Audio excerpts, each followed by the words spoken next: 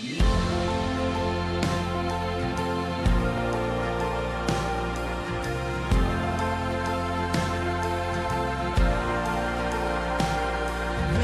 peace like a river attendeth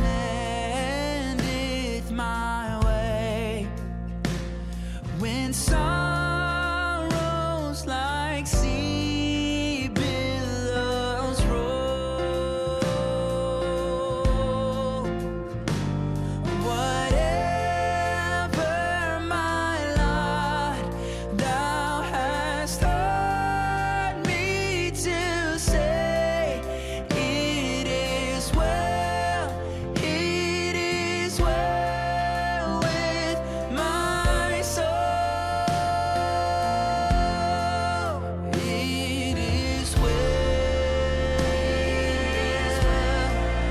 with my soul.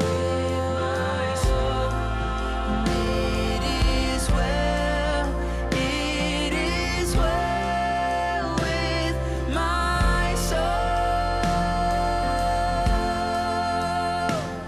My sin, oh, the bliss of this glorious thought. My sin not in part, but the whole is nailed to the cross, and I bear it no more. Praise the Lord, praise the Lord, oh my soul. It is well with my soul.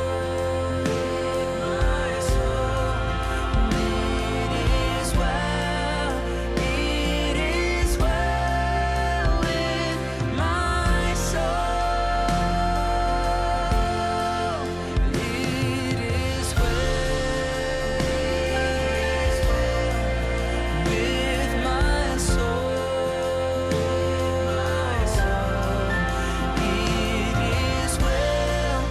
It is well with my soul. Even when the trouble comes, it's alright, it's alright, it's alright not to be alright. Even when my heart is torn, it's okay not to be okay.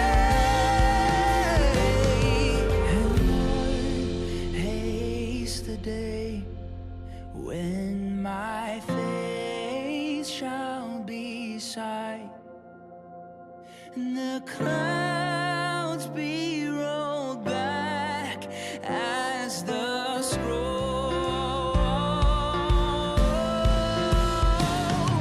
The trump shall resound, and the Lord shall descend. Even so, it is well with my soul.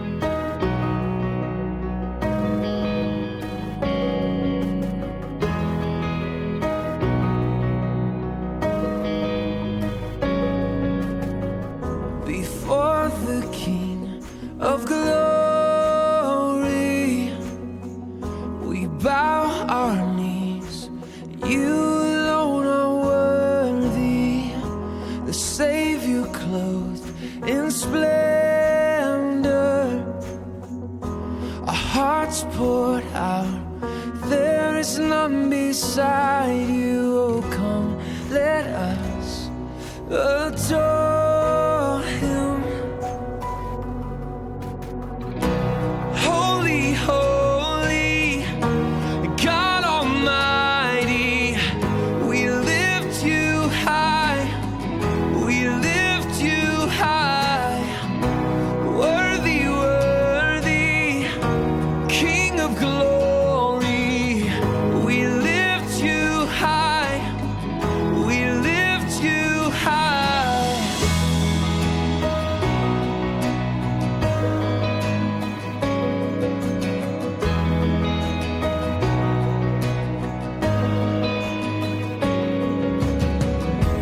Peace within the battle.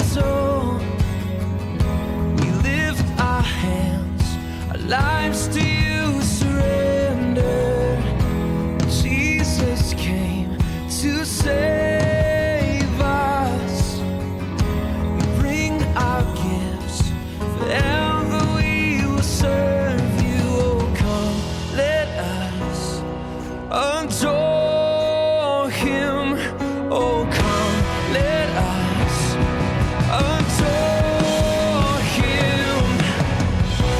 Holy, holy, God Almighty, we lift you high, we lift you high. Worthy, worthy, King of glory, we lift you high, we lift you high. Holy, holy, God Almighty, we lift you high, we lift you high. Worthy, worthy, King of glory, we lift you high, we lift you high.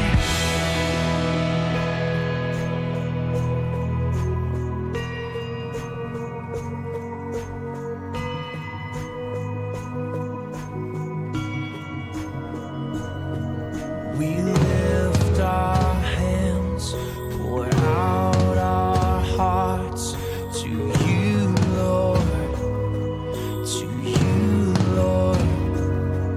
We bow our knees, our gifts we bring to you, Lord, to you, Lord. Oh, we lift our hands, pour out our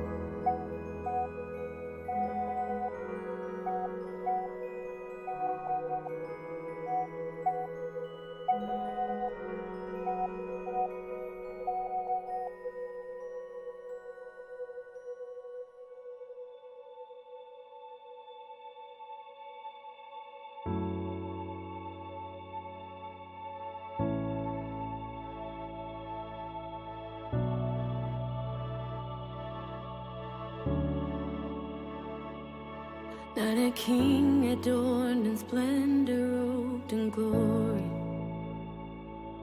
but a baby in a manger born to save. Not a warrior who fights his way to power, but a friend who faced the cross to set us free.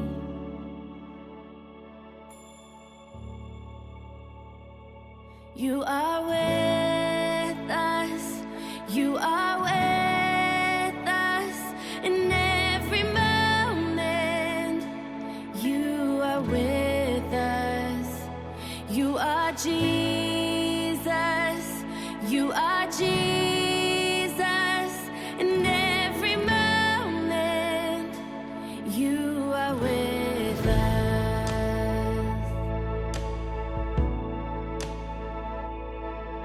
Wrapped in rags, receive the gift of heaven.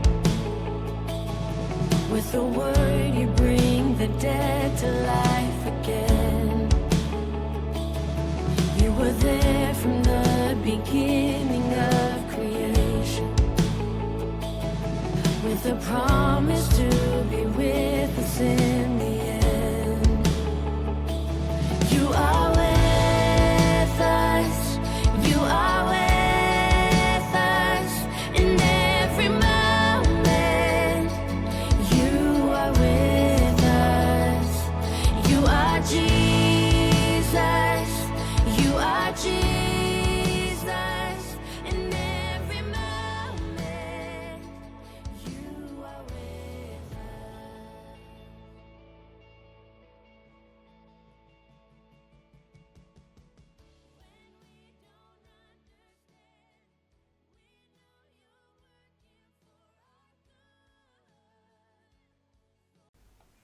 Selamat pagi jemaat yang kasih Tuhan. Di kebaktian online pada pagi hari ini, saya mengingatkan kita bahwa Allah Tritunggal, Allah Bapa, Allah Anak, dan Allah Roh Kudus mengundang saudara dan saya untuk beribadah hari ini.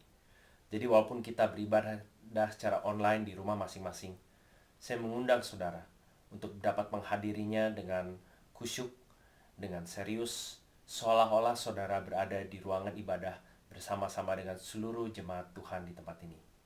Mari kita membuka ibadah pagi hari ini dengan saya membacakan salah satu dari Mazmur favorit saya, dari Mazmur 139 yang berbunyi demikian. Tuhan, Engkau menyelidiki dan mengenal aku. Engkau mengetahui kalau aku duduk atau berdiri. Engkau mengerti pikiranku dari jauh. Engkau memeriksa aku kalau aku berjalan dan berbaring. Segala jalanku Kau maklumi. Sebab sebelum lidahku mengeluarkan perkataan, sesungguhnya semuanya telah Kau ketahui ya Tuhan. Dari belakang dan dari depan Kau mengurung aku, dan Kau menaruh tangan-Mu ke atasku. Terlalu ajaib bagiku pengetahuan itu, terlalu tinggi tidak sanggup aku mencapainya. Kemana aku dapat pergi menjauhi Roh-Mu? Kemana aku dapat lari dari hadapan-Mu? Mari kita buka ibadah pagi hari ini dengan bersama-sama berdoa. Tuhan, sungguh sebagai Allah yang tidak terbatas ruang dan waktu, Engkau jauh lebih besar daripada apa yang kami dapat bayangkan dan pikirkan.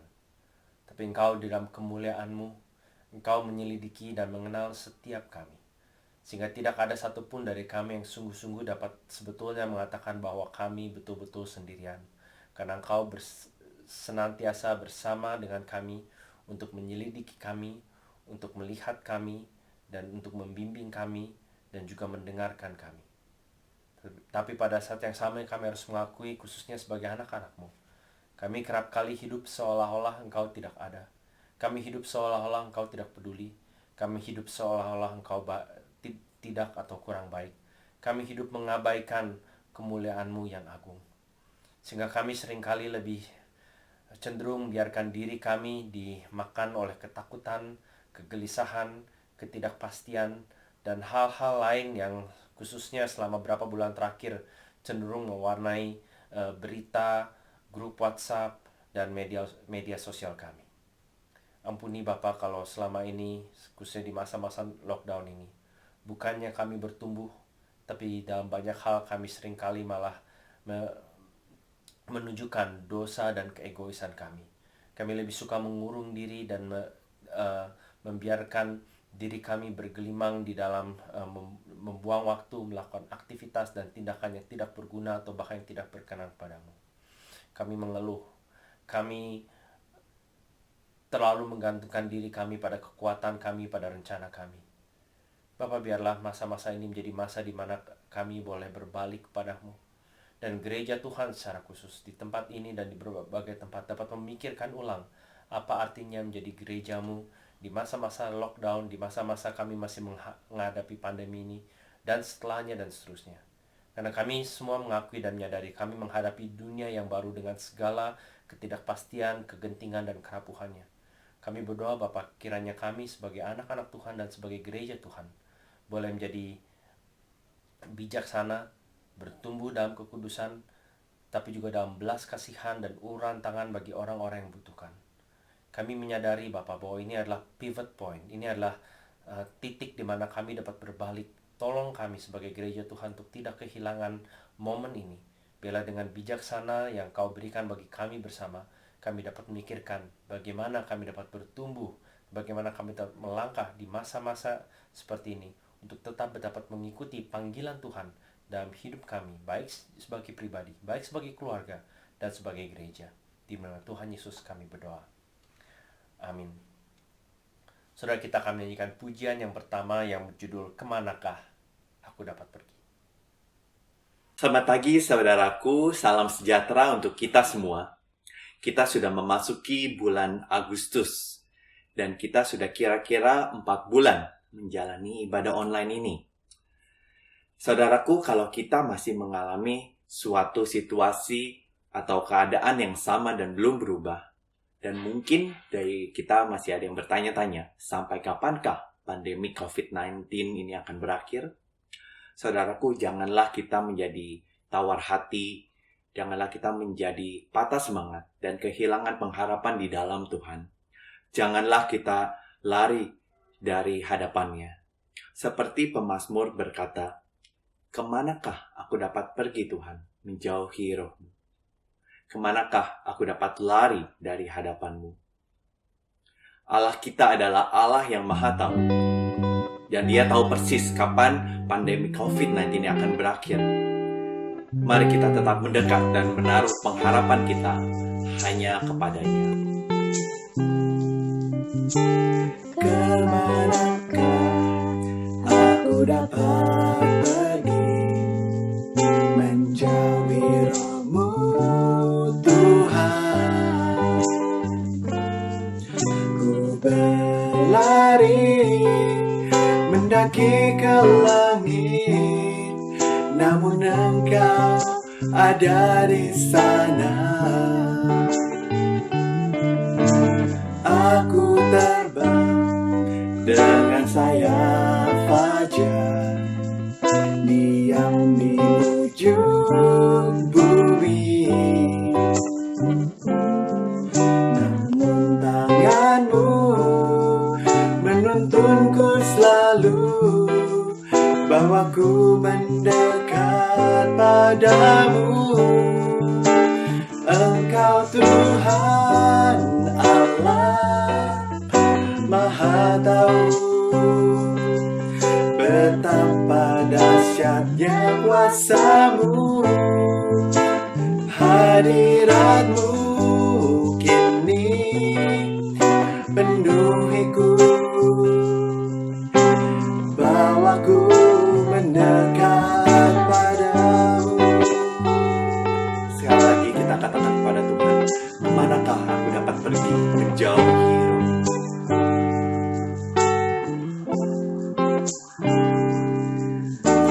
Kemanakah aku dapat pergi, menjauhi roh-Mu Tuhan? Ku berlari mendaki ke langit, namun Engkau ada di sana. Aku terbang dengan sayap fajar, diam di ujung bumi. Namun tangan-Mu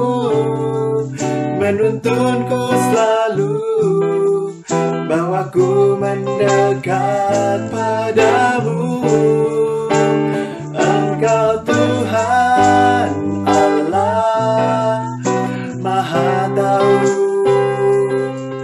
Betapa dahsyatnya kuasa-Mu, hadirat-Mu kini penuhiku.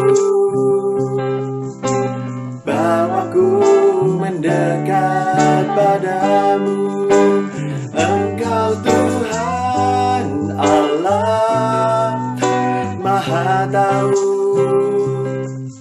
Betapa dahsyatnya kuasa-Mu, hadirat-Mu kini penuhiku. Bawaku mendekat padamu, bawaku mendekat padamu.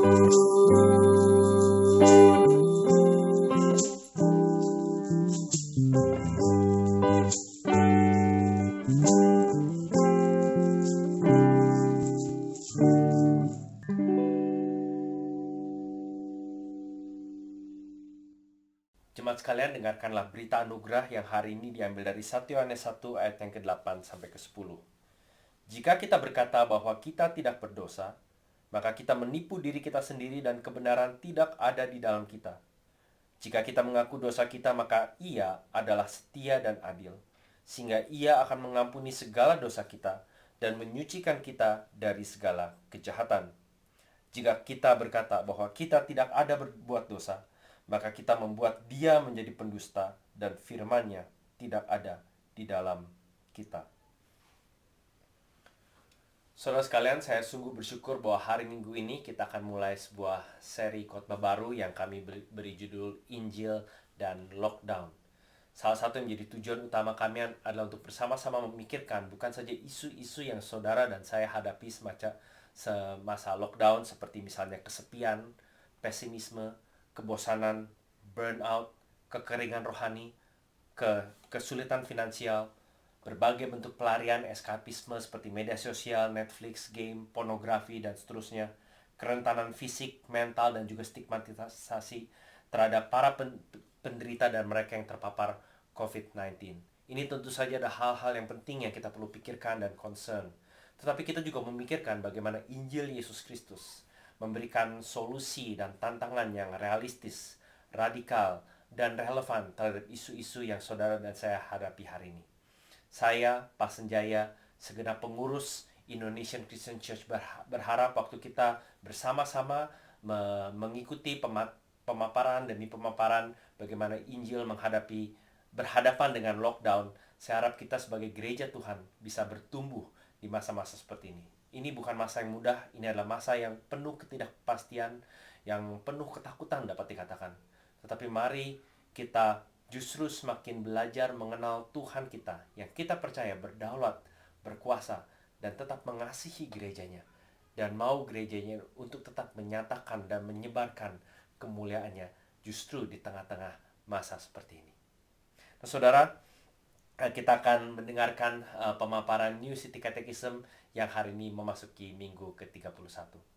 Thou hast taught me to say, it is well with my soul. It is well with my soul. It is well, it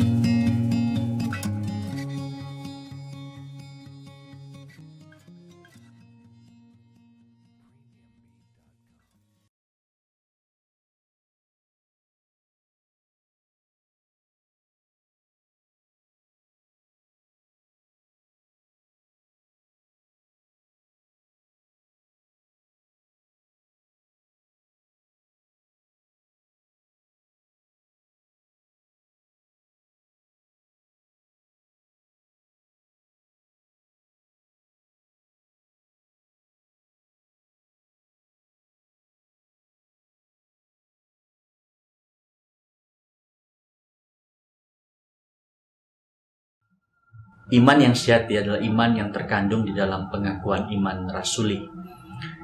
Disebut pengakuan iman rasuli bukan karena para rasul itu pernah berkumpul untuk merumuskan bersama pengakuan iman mereka, tapi ini adalah pengakuan iman gereja mula-mula. Sebab ini berisi tentang 12 artikel yang dapat diterima oleh begitu banyak gereja dari berbagai macam denominasi. Pengakuan iman rasuli berisi tentang Trinitas, ada Allah Bapa, Allah Putra, dan Allah Roh Kudus. Kemudian juga kita melihat pengakuan iman yang berfokus kepada virgin birth, kelahiran anak darah, bahwa Yesus itu dari sejak lahir tidak berdosa sampai kepada kematiannya, itu sebab dia dapat menjadi juru selamat kita. Dan yang paling penting dari pengakuan iman rasuli adalah bahwa itu menjadi intisari dari Injil Kristus Yesus. Jadi kita melihat di sana ada kelahiran Yesus, ada kehidupannya, kemudian kematiannya, kebangkitannya, kenaikannya ke surga, sampai dia akan kembali lagi kedua kali menjemput kita. Dan karena semua hal yang dilakukan Kristus itulah, maka kita beroleh pengampunan dosa di dalam dia. Dan pengakuan iman rasuli diakhiri dengan sebuah kebenaran yang menjadi janji, memberikan sukacita bahwa kita akan mengalami kebangkitan tubuh.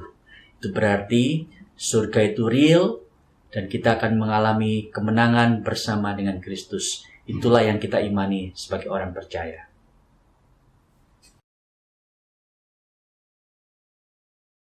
Tuhan Yesus berjanji bahwa Ia akan menyertai kita dengan memberikan Roh Kudus-Nya untuk menolong, menghibur, dan menemani kita di tengah kesepian dan kesendirian kita. Saudaraku, di tengah situasi seperti sekarang ini, di tengah kesepian dan ketidakberdayaan kita, mari kita ingat kembali akan kasih dan penyertaan yang sempurna dalam hidup kita. Mari kita mengingat akan kuasa-Nya yang tidak terbatas. Mari kita mengingat akan pengorbanan yang tak terselami. Dan kita ingat akan anugerah-Nya yang baru setiap pagi, setiap hari. Semua yang kita perlukan hanya kita dapat temukan di dalam Kristus saja.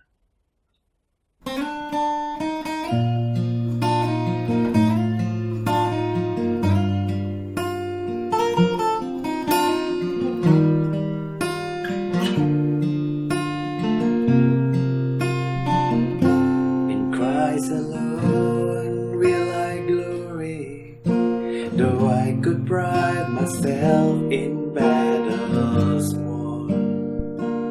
For I've been blessed beyond measure, and by His strength alone I'll overcome.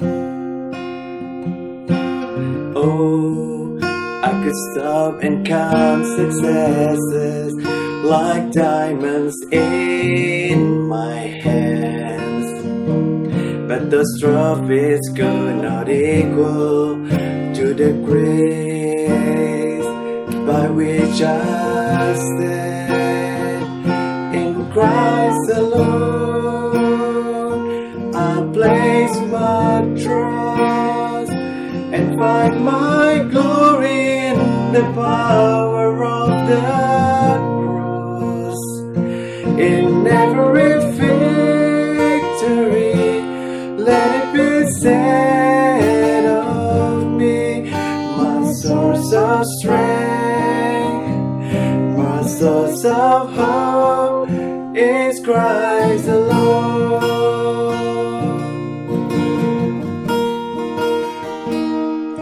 In Christ alone do I glory, for only by His grace I am redeemed. For only His tender mercy could reach beyond my weakness to my need.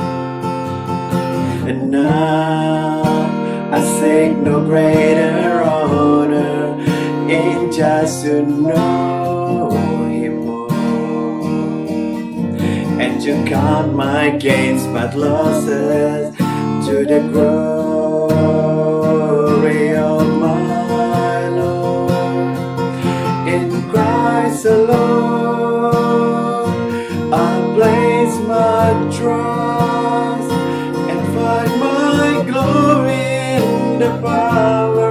the cross. In every victory, let it be said of me, my source of strength, my source of hope, in Christ alone. I place my trust and find my glory in the power of the cross. In every victory, let it be said of me, my source of strength, my source of hope is Christ alone. Is Christ alone. Is Christ alone.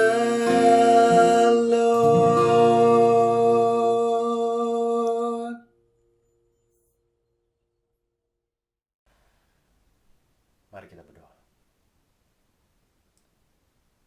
Sungguh seperti lagu yang baru saja kami nyanyikan, hanya di dalam Kristus saja ada harapan, ada kekuatan, ada perlindungan yang sejati. Kami bersyukur Bapa, masa-masa sulit ini bagi beberapa kami telah Engkau pakai untuk semakin mengakarkan, menjangkarkan iman kami pada Kristus. Dan bagi tidak sedikit dari kami ini buat kami mempertanyakan fondasi dasar iman kami. Buat kami berpikir apa yang sebetulnya betul-betul berarti di dunia ini.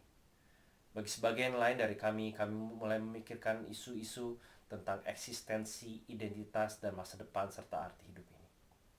Kami berdoa Bapa, kiranya firman yang akan kami baca dan renungkan dan pikirkan sebentar ini boleh mengubah kami di masa-masa lockdown ini untuk menjadi orang-orang yang semakin berakar kepada Kristus dan Injilnya. Karena di dalam nama Yesus kami berdoa. Amin.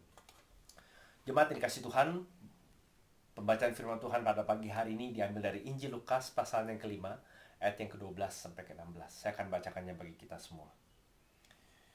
Pada suatu kali, Yesus berada di dalam sebuah kota. Di situ ada seorang yang penuh kusta. Ketika ia melihat Yesus, tersungkurlah ia dan memohon, "Tuan, jika Tuan mau, Tuan dapat mentahirkan aku." Lalu Yesus mengulurkan tangannya, menjamah orang itu dan berkata, "Aku mau, jadilah engkau tahir." Seketika itu juga lenyaplah penyakit kustanya.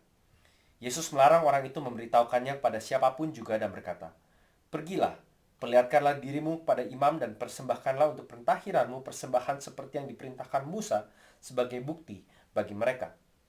Tetapi kabar tentang Yesus makin jauh tersiar dan datanglah orang banyak berbondong-bondong kepadanya untuk mendengar dia dan untuk disembuhkan dari penyakit mereka. Akan tetapi ia mengundurkan diri ke tempat-tempat yang sunyi dan berdoa. Jemaat sekalian, demikian jauh pembacaan firman Tuhan hari ini. Yang berbahagia bukan saja mereka yang membaca, mendengarkan firman kehidupan ini, tetapi juga mencamkannya serta mentaatinya di dalam hidupnya. Kiranya Allah Roh Kudus sendiri berkenan mengukirkan firman yang hidup di dalam hati saudara dan saya pada pagi hari ini. Saudara, tema kita yang pertama di dalam seri Injil dan Lockdown berbicara tentang kesepian. Tetapi saya percaya dengan berjalannya waktu, saudara akan menemukan tema demi tema yang saya dan Pak Senja akan bahas secara bergantian akan saling berkaitan satu sama lain. Isu yang dihadapi di tengah kesepian kita akan berrelasi dengan perasaan pesimisme, rasa bosan, burnout, pelarian, dan lain seterusnya. Tentu saja ini satu hal yang bisa dimaklumi karena kita sebagai manusia adalah manusia yang saling terkait bukan saja di dalam berbagai area pribadi kita, tetapi juga dalam relasi kita satu sama lain. Tetapi saya juga mengharapkan, atau setidaknya kami mengharapkan, melalui seri ini saudara dan saya bisa melihat ada benang merah Injil yang mengkaitkan solusi demi solusi yang menantang, menggugah, dan saya harap dapat memperdalam iman, cinta kasih kita pada Tuhan kita Yesus Kristus dan juga pada gerejanya dan dunia yang terhilang ini. Saudara, hari ini kita akan berbicara tentang kesepian. Saudara, jauh sebelum kita mendengar istilah pandemi atau apalagi virus yang bernama COVID-19, sudah ada penyakit yang jauh lebih menjalar, yang jauh lebih umum dan dialami oleh banyak orang, dan saya tidak saya percaya tidak sedikit dari saudara sedang atau bahkan pernah mengalaminya. Dan penyakit itu bernama kesepian atau loneliness. Apa itu loneliness? Loneliness atau kesepian adalah perasaan menderita ketika relasi sosial kita atau relasi kita dengan orang lain tidak seperti yang kita inginkan. Contohnya, kita sekarang hidup di zaman di mana kita harus akui kita lebih jarang berbicara dengan orang lain. Kita lebih sering berkomunikasi melalui media sosial, melalui teks, melalui emoji. Mungkin saudara termasuk sejumlah orang yang kalau misalnya ditelepon saudara tidak angkat karena salah satu alasan utamanya adalah karena saudara tidak mau mendengarkan suara orang lain atau tidak mau berinteraksi langsung dengan orang tersebut. Nah, tentu ada masa di mana kita perlu ignore orang-orang yang memang menelepon secara berlebihan misalnya gitu ya. Tapi kita menyadari bahwa kita seringkali menghindari komunikasi langsung, apalagi komunikasi tatap muka.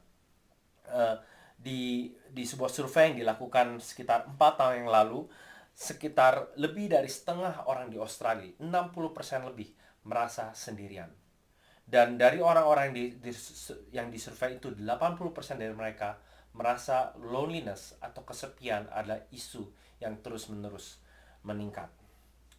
Nah, saudara, masalah kesepian ini sayangnya diperburuk, dipersulit, dan menjadi lebih kompleks dengan bertambahnya kecepatan internet, media sosial, dan streaming video atau video games berapa tahun terakhir ini. Komunikasi kita sekarang cenderung termediasi oleh layar. Yang membatasi relasi kita dengan orang lain seringkali adalah smartphone kita. Kita terkoneksi satu sama lain lewat layar memang di banyak pihak lebih mudah, dan kita harus bersyukur bahwa fasilitas tersebut ada, khususnya di masa-masa lockdown ini. Kita bersyukur setidaknya itu terjadi di zaman di mana kita bisa dengan relatif mudah berkomunikasi satu sama lain, membagikan informasi, tetap menjalin relasi walaupun terbatas oleh layar. Tetapi yang saya mau angkat di sini adalah terlepas dari kemajuan teknologi yang baik, yang positif, sayangnya angka kegelisahan, angka ketakutan, tingkat depresi, perasaan sepi, dan jumlah bunuh diri justru meningkat dengan pesat. Rupanya kemajuan teknologi tidak membuat rasa sepi, rasa kosong, rasa terisolasi satu sama lain itu menjadi lebih baik.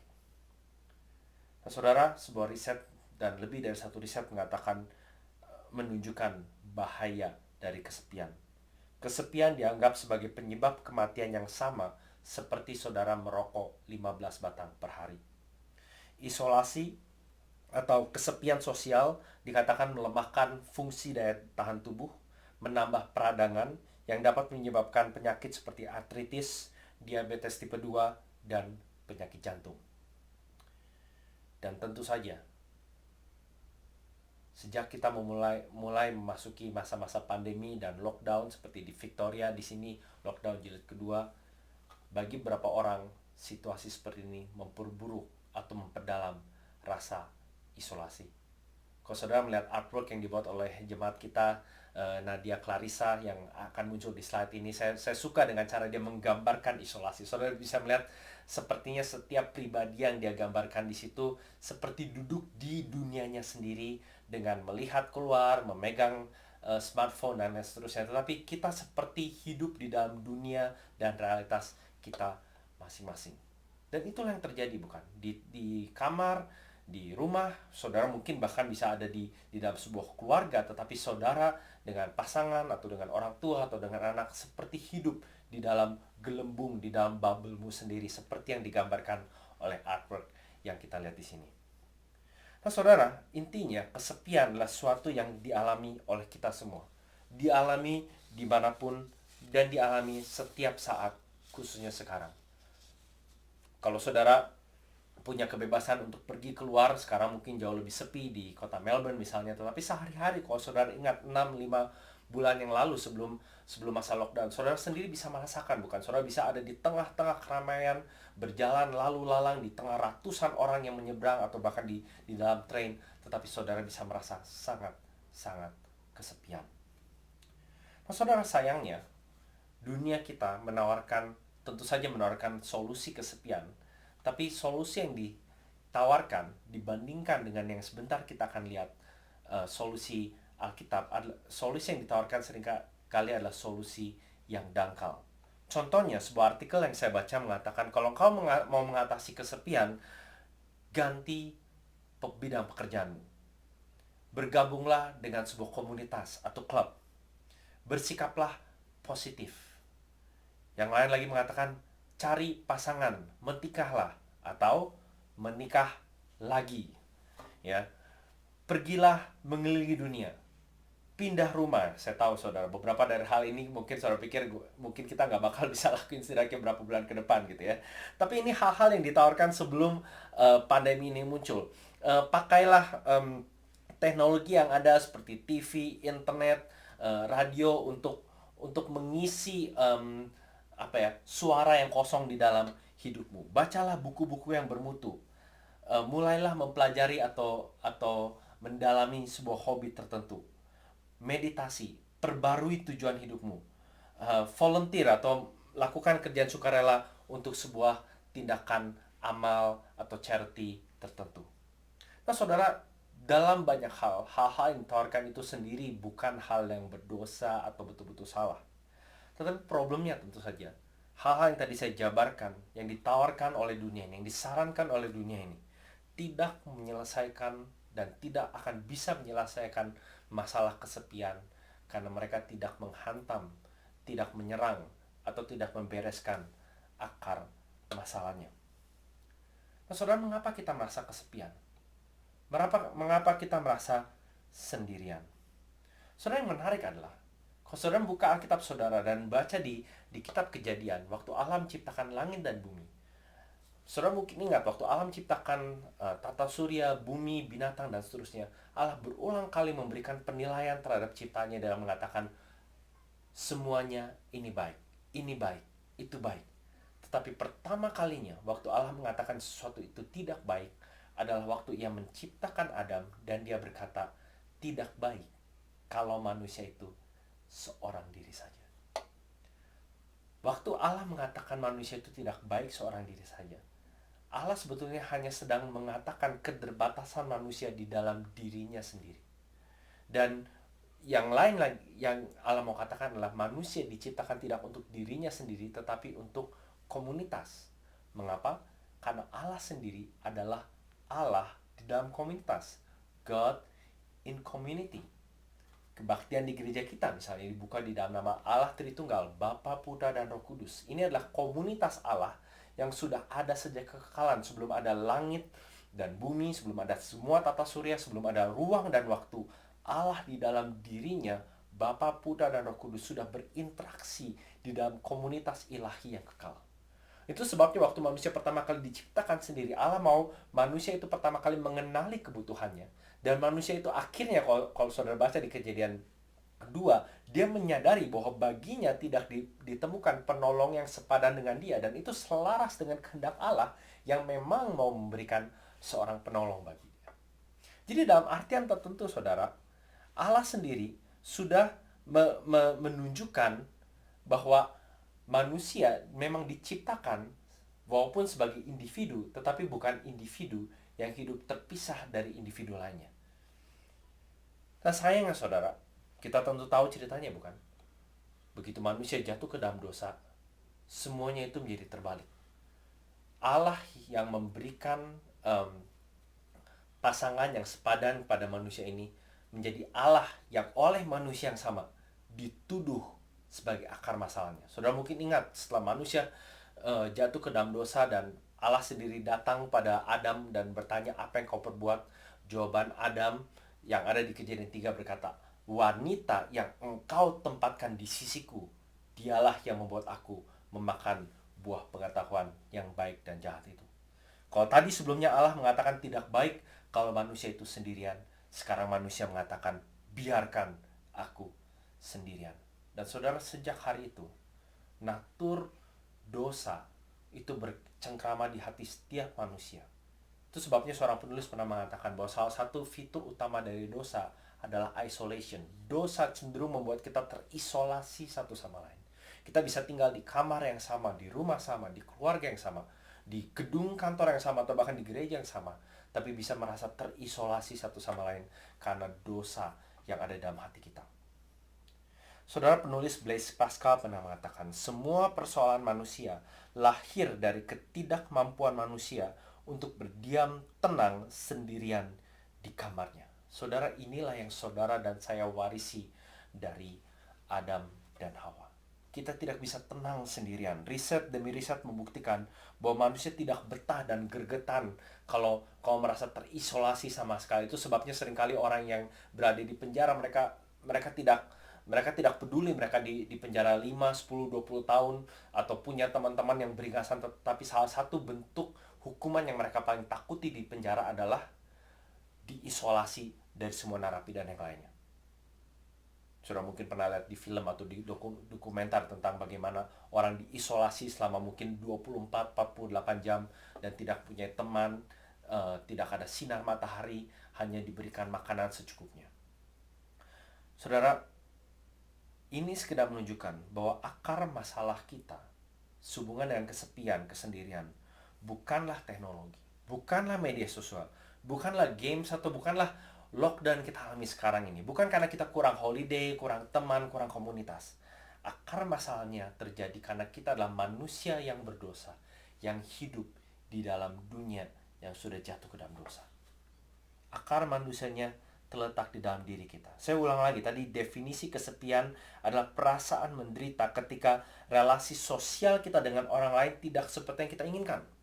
Tetapi Alkitab menyorot satu problem yang lebih dalam lagi, yang mengatakan bahwa kesepian yang sesungguhnya adalah karena relasi spiritual yang seharusnya kita miliki tidak sesuai dengan apa yang Allah inginkan.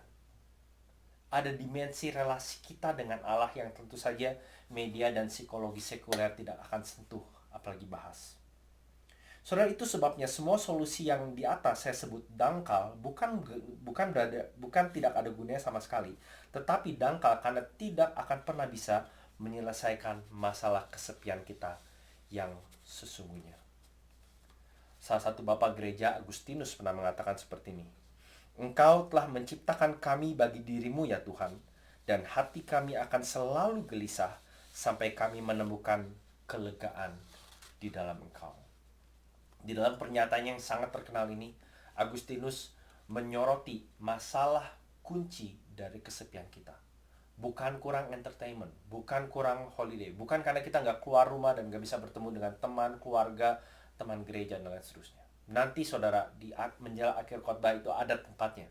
Tetapi akar masalahnya adalah keterpisahan, keterputusan antara saudara dan saya dengan Allah, yang hanya melalui Dia kesepian dan kegelisahan kita yang sesungguhnya itu bisa mendapatkan ketenangan. Saudara, itu yang bawa saya kepada kisah yang tadi saya baca di awal khotbah ini. Lukas 5 ayat 12-16. Saya mengajak saudara, kalau saudara punya Alkitab atau app di smartphone saudara, untuk buka ayat-ayat ini karena kita akan menyimaknya. Kisah ini dibuka dengan seorang kusta yang datang kepada Yesus. Di situ dikatakan dia seorang yang penuh dengan kusta. Artinya penyakit kulitnya itu ada di mana-mana. Saudara, ini adalah penyakit kulit yang serius, penyakit kulit yang menyebabkan seorang itu diisolasi, tanpa keluarga, tanpa teman, menyebabkan dia merasa sangat sendirian, sangat-sangat mengalami stigma di masyarakat. Bahkan kalau saudara pernah mendengar penjelasan dari saya atau mungkin Pak Senjaya, orang ini pada zaman itu tidak boleh tinggal di dalam komunitas, tidak boleh beribadah apalagi, dan mereka harus memakai jenis pakaian tertentu untuk menunjukkan bahwa mereka itu orang kusta, dan dalam jarak tertentu mereka harus berteriak najis atau unclean supaya orang yang mungkin gak lihat mereka tahu bahwa ada orang kusta tidak jauh dari mereka. Karena bagi orang Yahudi khususnya, orang kusta bukan saja mempunyai masalah kebersihan dan kesehatan, tetapi juga mempunyai problem religious. Setiap orang Yahudi yang bersentuhan, yang berdekatan dengan orang kusta secara religious akan dianggap najis. Mereka harus melakukan berbagai macam ritual untuk istilahnya mentahirkan, membersihkan diri mereka dari orang yang punya penyakit kusta. Jadi kalau saudara bayangkan orang kusta ini, kita nggak tahu berapa lama dia udah jadi orang kusta. adalah orang yang merasa sangat-sangat isolated, sangat-sangat kesepian, tidak punya teman, tidak punya kolega, dan problemnya saudara dengan penyakit kusta ini adalah penyakit yang sampai zaman itu dan dalam kadar tertentu di beberapa belahan di dunia ada penyakit yang tidak tersembuhkan. Bahkan di zaman Yesus, kesulitan untuk menyembuhkan penyakit kusta dianggap sepantar dengan membangkitkan orang dari kematian. Tetapi dia datang pada Yesus. Yang menarik kalau saudara perhatikan, dia bukan saja beraninya mendekat, tetapi dia rupanya punya cukup iman bahwa Yesus bisa menyembuhkannya. Mungkin dia mendengar berita tentang Yesus, mungkin dia mendengar cerita tentang Yesus, mungkin dari jauh dia pernah melihat Yesus sendiri. Tapi apapun itu, dikatakan di ayat 12, ketika ia melihat Yesus, tersungkurlah ia dan memohon, Tuhan, jika Tuhan mau, Tuhan dapat mentahirkan aku. Kalau Tuhan mau, Tuhan dapat menyembuhkan aku. Dia punya kerinduan untuk kembali ke komunitasnya. Dia mungkin punya kerinduan untuk kembali beribadah di rumah Tuhan. Dan menarik saudara, kalau saudara melihat bagaimana reaksi Yesus di sini. Yesus bukannya menghindar seperti kebanyakan orang Yahudi zaman itu. Yesus tidak mengusirnya seperti kebanyakan para pemimpin agama saat itu. Tapi perhatikan, bahkan kalau saudara lihat paralelnya di kisah yang sama yang dicatat oleh Markus, di Markus 1 ayat 41, dikatakan tergeraklah hatinya oleh belas kasihan. Yesus bukannya merasa jijik, merasa harus pindah jalur, merasa pura-pura tidak melihat orang itu. Hati tergerak oleh belas kasihan. Saudara, seperti tadi saya bilang, di hukum Musa, kalau seorang Yahudi menjamah bersentuhan dengan seorang kusta, dia secara religius dianggap najis, dianggap kotor. Tetapi yang terjadi di sini adalah totally kebalikan. Perhatikan Yesus lakukan, ayat 13. Yesus mengulurkan tangannya, menjamah orang itu, dan berkata, aku mau, jadilah engkau tahir. Saudara, yang terjadi adalah bukannya Yesus yang dinajiskan oleh orang kusta itu, tetapi dapat dikatakan seolah-olah orang kusta itu justru yang menerima kesembuhan dan kesucian dan pentahiran dari Yesus. Pemulihan yang terjadi total sehingga di kalimat berikutnya dikatakan seketika itu juga lenyaplah penyakit kustanya. Saudara, yang Yesus lakukan bukan saja menyembuhkan orang itu dari kustanya. Karena kita tahu pada zaman itu ada keterkaitan yang sangat erat antara identitas diri seorang dengan tempatnya di masyarakat, khususnya di masyarakat orang Yahudi. Yesus juga memulihkan orang itu kembali ke komunitasnya. Di Perjanjian Lama, kalau saudara melihat di Imamat pasal 16, ada sejumlah panjang, ada aturan yang cukup detail dan panjang yang mengatakan bahwa orang yang sudah sembuh dari penyakit kusta, yang pulih, itu harus datang pada seorang imam untuk diperiksa. Imam ini pada zaman itu bukan saja bertindak sebagai petinggi agama, tapi rupanya juga sebagai semacam pejabat petugas kesehatan lah gitu. Menarik juga gitu ya, dia merangkap antara menjadi pendeta dan juga menjadi juru rawat, menjadi dokter. Tapi kira-kira yang dilakukan adalah waktu orang ini datang, dia nggak bisa sekedar bilang, gimana Pak, udah baik kan? Udah, nggak bisa. Imam itu harus periksa dia secara mendetail kulitnya. Nah, mungkin saudara pikir, kenapa sih harus seperti itu? Karena saudara perlu ingat, ini adalah zaman di mana mereka kemungkinan besar tinggal di masyarakat di mana penyakit itu mudah sekali menular. Jadi ini sebetulnya adalah salah satu cara untuk mencegah penyakit ingin menular ke masyarakat yang lebih luas. Mirip sekali dengan apa yang saudara dan saya alami hari ini, bukan? Ya. Jadi kalau saudara lihat, bukan saja dia perlu diperiksa untuk dinyatakan sudah tahir, tetapi secara religius orang ini juga harus memberikan persembahan. Persembahan pertama berupa 2 ekor burung beserta dengan hal-hal lain yang dia perlu berikan. Dan 2 ekor burung ini nanti satu akan disembelih, yang satu lagi akan dilepas. Oke, 8 hari kemudian setelah itu dia harus membawa 2 ekor domba jantan untuk dikorbankan, berikut dengan beberapa hal yang lain. Saudara, intinya tujuan mengapa dia perlu memberikan atau melakukan ritual seperti itu adalah untuk memulihkan orang itu kembali menjadi anggota komunitas Tuhan di sana.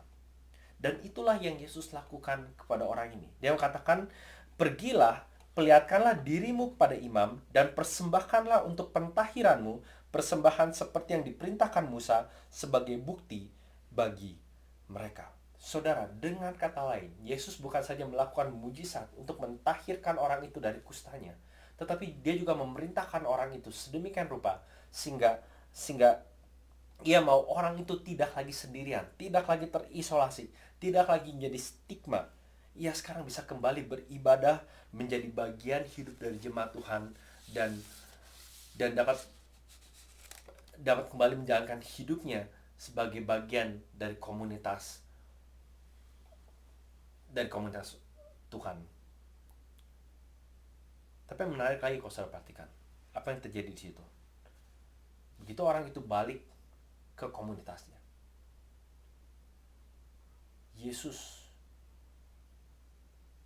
justru berada di luar komunitasnya. Di dalam versi Markus dikatakan seperti ini.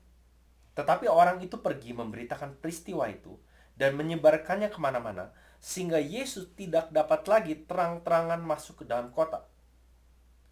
Saudara, termasuk di dalam cerita ini, rupanya orang yang disembuhkan itu, dia bukannya melakukan apa yang Yesus katakan. Sebelumnya Yesus katakan, dia melarang orang itu untuk memberitahukan tentang identitas Yesus, tapi untuk datang ke imam supaya dia bisa dikembalikan komunitas. Orang itu malah menceritakan terang-terangan, sehingga Yesus tidak menyebarkannya kemana-mana, sehingga Yesus tidak bisa terang-terangan lagi masuk ke dalam kota. Dan yang terjadi adalah kabar tentang Yesus itu jadi makin jauh tersiar.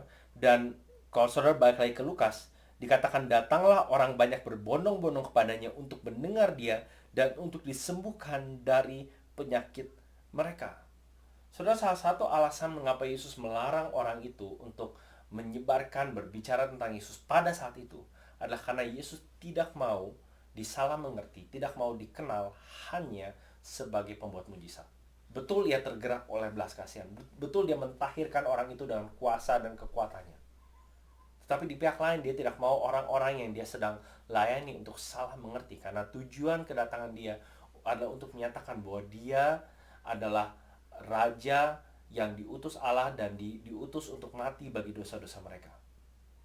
Itu adalah pembahasan untuk topik lain. Tetapi intinya, saudara, yang Yesus mau saudara dan saya ingat adalah di dalam peristiwa ini, Yesus tahu prioritasnya. Saudara perhatikan, waktu orang mencari Yesus, Yesus selalu memprioritaskan waktu untuk sendirian. Waktu dikatakan di situ ya, orang banyak berbondong-bondong kepadanya untuk mendengar dia, untuk disembuhkan dari penyakit mereka. Kalimat berikutnya, ayat 16 mengatakan, akan tetapi Yesus mengundurkan diri ke tempat-tempat yang sunyi dan berdoa. Rupanya ini terjadi secara rutin. Orang terus-menerus mencari Yesus untuk mendengarkan dia, untuk disembuhkan. Tetapi juga Yesus secara rutin menjauhkan diri dari mereka untuk menghabiskan waktu sendiri dan berdoa. Saudara, mengapa bagian ini saya lihat begitu penting berbicara tentang kesepian? Karena saya di sini melihat di sinilah Injil berhadapan dengan kesepian. Saudara, peristiwa Yesus mengundurkan diri ke tempat yang sunyi dan berdoa rupanya adalah salah satu dari kebiasaan Yesus yang cukup rutin. Dia cukup rutin menarik diri dari orang banyak dan kadang-kadang dari murid-muridnya untuk berdoa sendirian, berhadapan dengan Bapanya, meminta, memohon, bersyukur, mengungkapkan isi hatinya kepada Bapanya. Dan kebiasaan Yesus berdoa dan sendirian ini akan berulang lagi waktu Yesus betul-betul berdoa di tempat yang sunyi pada malam sebelumnya disalibkan. Disitulah Yesus betul-betul mengalami apa yang saya boleh sebut spiritual lockdown. Ketika ia terisolasi secara total dari wajah kasih Bapanya. Begitu ia diabaikan di dalam kesepian yang absolut ketika ia sedang menanggung dosa saudara dan dosa saya. Waktu dia sedang mengalami kesunyian yang paling gelap, kesunyian yang paling sunyi yang manusia pernah alami. Sehingga ia berteriak, Allahku, Allahku, mengapa engkau meninggalkan aku? Yesuslah satu-satunya yang pernah mengalami kesepian yang paling sepi. kesendirian yang paling terisolasi, lockdown yang sesungguhnya. Mengapa? Mengapa ia melakukan itu? Saudara, karena di dalam kesepiannya, dalam kematian dan kemudian kebangkitannya, kita tahu bahwa Allah justru sedang mendekat kepada orang-orang seperti saudara dan saya. Orang-orang yang secara rohani, secara spiritual kosong, terisolasi, sendiri. Dan dia datang seolah mengatakan, aku hadir di sini. Aku mau. Jadilah tayang. Di dalam dan melalui Yesus, kita tahu bahwa kita punya Allah yang datang mendekat. Saudara bisa bayangkan waktu Yesus menjamah orang kusta itu. Mungkin murid-muridnya waktu melihat Yesus melangkah mendekat pun sudah tahan nafas. Tapi waktu Yesus mengulurkan tangan dan menjamahnya, mungkin tidak sedikit dari mereka menjerit, kaget, atau bahkan mungkin bersumpah serapah gitu ya. Mungkin kalau ada adegan live itu mungkin saudara harus sensor segala macam ucapan kaget yang mereka alami. Tetapi itu sekedar menunjukkan bahwa kita mempunyai Allah yang tidak menjauh, tidak menstigmatisasi kita, tidak malu pada saudara dan saya dalam kesendirian kita. Dia tidak menjauh dari rasa isolasi kita. Bahkan kalau saya boleh memparafrase ulang ucapan dari Blaise Pascal tadi, keselamatan yang diberikan oleh Yesus memampukan kita bukan saja untuk berdiam tenang sendirian, tetapi juga untuk menikmati waktu bersama dengan Allah. Kenapa? Karena kita baru bisa mengatasi kesepian kita ketika kita datang kepada Tuhan dan mengakui bahwa hanya Dia yang bisa mengakhiri kesepian kita. Nah, saudara, jadi bagaimana kita menghadapi kesepian? Kalau saudara belum mengenal Yesus sebagai Tuhan dan Juru Selamatmu, kalau saudara belum betul-betul pernah percaya dan berbalik dan bertobat dari dosa-dosamu, saudara mungkin sudah, saya yakin salah satu dampaknya dalam hidupmu adalah saudara akan mencoba berbagai macam cara untuk mengatasi kesepian, berbagai macam cara untuk mengisi arti hidupmu. Saudara mungkin sudah mencoba hal-hal yang tadi saya sebutkan, holiday, gabung dengan komunitas, main, menghabiskan waktu yang gak ada gunanya, beli barang, ngobrol dengan teman, mencoba meditasi, mencoba agama, filsafat ini dan itu. Tetapi saudara tidak pernah dan tidak akan pernah puas. Satu-satunya jalan keluar adalah saudara harus datang pada Yesus. Datanglah seperti si orang kusta ini. Datanglah mengakui bahwa Anda selama ini mengatasi kesepian Anda dengan dosa, dengan entertainment, dengan relasi demi relasi, sekedar untuk memuaskan hal yang saudara tidak mungkin bisa dapat dipuaskan kecuali oleh Allah sendiri. Dan Allah telah datang pada Yesus. Yesus rela untuk istilahnya seperti tadi ya, berada di luar supaya si orang kusta ini bisa masuk ke dalam. Itu adalah semacam preview, semacam trailer, karena suatu ketika nanti waktu dia betul-betul mati dan disalib, Yesus betul-betul sepertinya dienyahkan keluar, mengalami kesepian yang amat sangat, supaya saudara dan saya sama seperti orang kusta ini bisa masuk ke dalam kerajaannya. Bagi saudara yang sudah mengikut Yesus, kesepian saat ini adalah kesempatan emas bagi saudara dan saya untuk memperdalam kasih serta pengenalan kita kepada Tuhan dan pada sesama anak Tuhan yang kita kenal. Saudara, dalam Injil Lukas, doa mempunyai peran yang penting.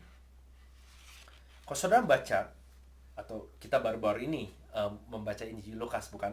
Sekarang sudah mulai baca 2 Korintus kalau nggak salah. Tapi kalau saudara perhatikan dalam Injil Lukas, maka saudara akan menemukan Yesus dicatat berdoa lebih banyak dibanding ketiga Injil lainnya. Nah, saya yakin bukan berarti di Injil Matius, Markus, Yohanes doa Yesus tidak penting.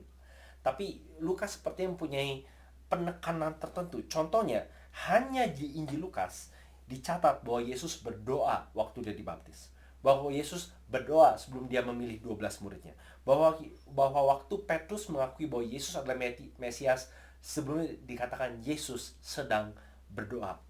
Waktu Yesus berubah wujud di hadapan Petrus, Yohanes, dan Yakobus, di situ dikatakan Yesus berdoa. Dan hanya di Injil Lukas dikatakan bahwa waktu murid-muridnya meminta Yesus mengajarkan mereka berdoa, di situ dikatakan Yesus sedang sendirian dan berdoa.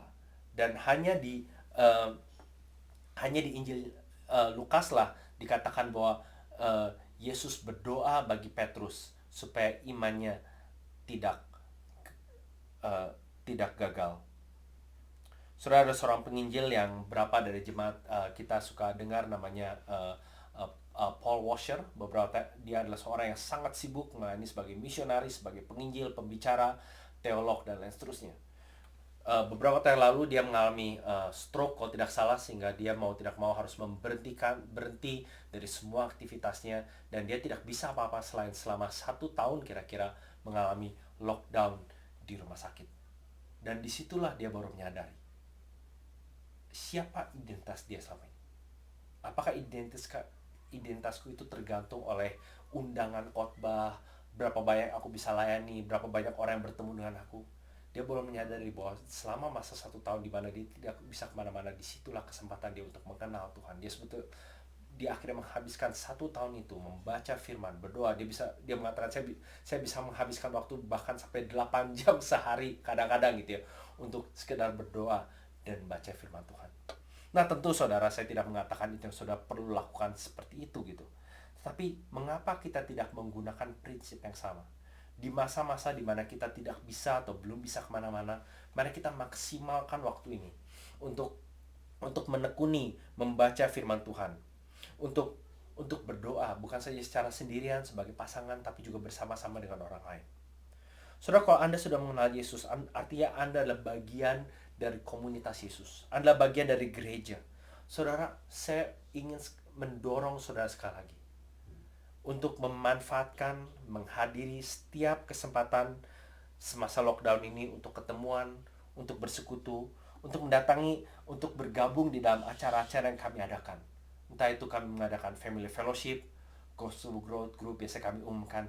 Kami mengundang saudara untuk datang berpartisipasi, atau setidaknya nongol, supaya saudara bisa perlahan demi perlahan mulai melihat apa artinya menjadi bagian dari komunitas Tuhan. Saudara, satu nasihat kalau saudara dalam tanda kutip suka kesepian.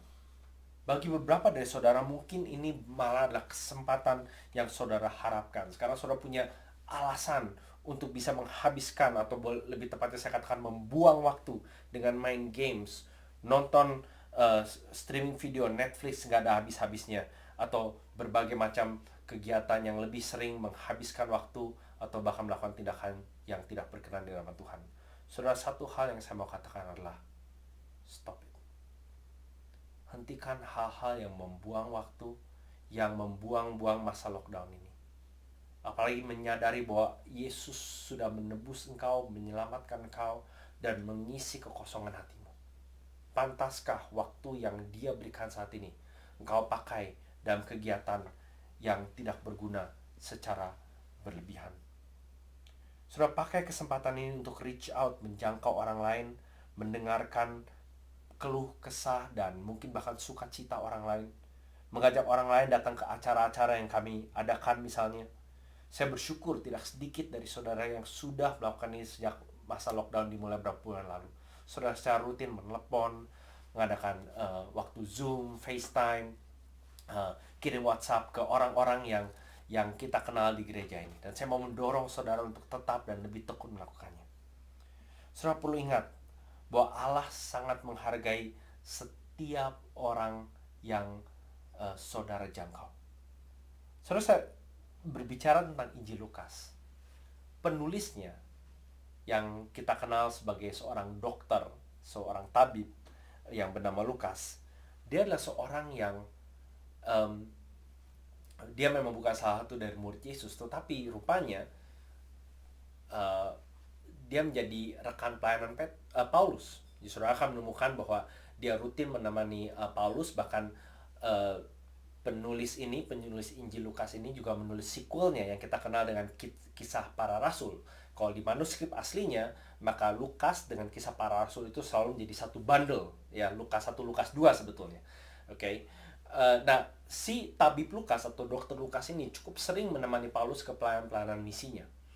Nah, surat Paulus yang terakhir ditulis dan yang ada di Alkitab kita adalah 2 Timotius. Dan saya sangat terkesan di bagian-bagian terakhir surat itu, Paulus menuliskan pesan demi pesan pada Timotius, pada teman-temannya. Dan ada satu bagian menurut saya cukup heartbreaking, cukup menyedihkan. Kan rupanya di bagian itu Paulus menyadari bahwa dia akan segera dihukum martir, akan mati, dan dia sedang di penjara.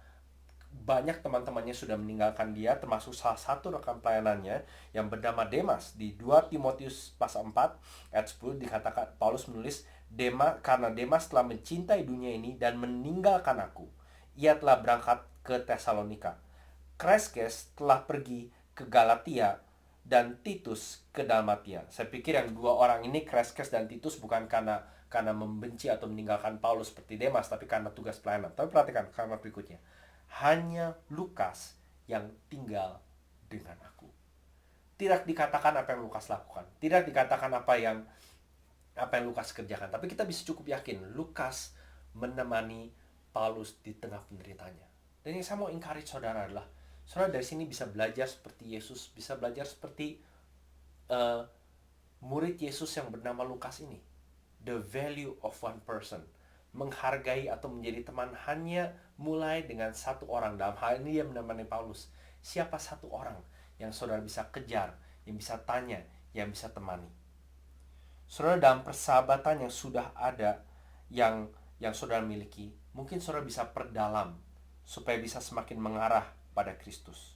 Saudara tentu saja ngobrol, curhat, bantu secara praktis, tukar pikiran itu semua hal yang baik dan penting. Tapi dari beberapa persahabatan yang saudara sudah miliki ini, mungkin saudara bisa perdalam dengan bertanya, apa yang aku bisa doakan?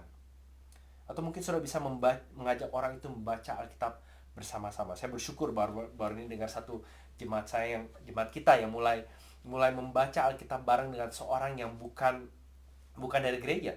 Dan bahkan waktu dia mengajak orang itu yang bukan dari gereja sekali, bukan orang Kristen, mengatakan, lu harusnya targetin orang-orang seperti gua. Karena ternyata waktu diajak, orang ini antusias dan mau membaca lebih lagi. Saudara, ada banyak kesempatan yang saudara dan saya bisa lakukan untuk memaksimalkan, untuk mengisi waktu-waktu kesepian ini. Tuhan Yesus bukan saja sudah mengisi kesepian rohani kita yang memisahkan kita dari Allah, tetapi ia juga melekatkan kita kembali dengan Allah dengan menempatkan kita ke dalam keluarga rohaninya. Jadi saudara, di masa lockdown ini, kita yang sudah menerima dan percaya Injil Yesus, mari kita jangan sia-siakan masa-masa kesepian ini. Mari kita menggunakannya untuk boleh menjangkau orang lain, untuk boleh bertumbuh di dalam doa dan pengenalan akan firman Tuhan. Mari kita berdoa. Bapa dalam surga, kami sangat menyadari keterbatasan kami, sangat menyadari seringkali kami lebih suka membuang waktu atau bahkan tidak memanfaatkan waktu dengan baik. Kami bersyukur untuk hal baik yang kau kerjakan selama masa-masa lockdown ini. Kami berdoa Tuhan, kiranya kami boleh lebih lagi belajar mencintai-Mu dan satu sama lain. Terima kasih untuk berkat dan pertolongan Tuhan selama masa-masa ini. Kami berdoa kiranya Engkau beri kami anugerah selama kami membahas seri ini, supaya kami tetap bertumbuh dalam Injil-Mu dan dalam kebenaran-Mu. Di nama Tuhan Yesus kami berdoa. Amin. Jemaat yang kasih Tuhan, kita akan mengakhiri ibadah hari ini dengan doa berkat yang saya akan bacakan dari Bilangan 6 ayat 24-26. Jemaat yang kasih Tuhan, dimanapun kau mengalami kesepian dan kesendirian, bila kau boleh ingat bahwa Yesus telah mengisi kesepianmu dan mengutus engkau untuk kiranya boleh membantu, menolong orang lain dalam kesepian dan kesendirian mereka. Dan terimalah berkat Tuhan. Tuhan berkati engkau dan melindungi engkau. Tuhan menyinari engkau dengan wajahnya dan memberi engkau kasih karunia. Tuhan menghadapkan wajahnya kepadamu dan memberi engkau damai sejahtera. Amin. Selamat hari Minggu saudara. Sebelum saya menutup, saya mengingatkan sekali lagi, setelah ibadah ini kita akan mengadakan Gospel Talk, di mana saudara dapat berinteraksi secara langsung dengan saya melalui Zoom. Linknya seharusnya ada di website atau di description YouTube hari ini. Tuhan berkati.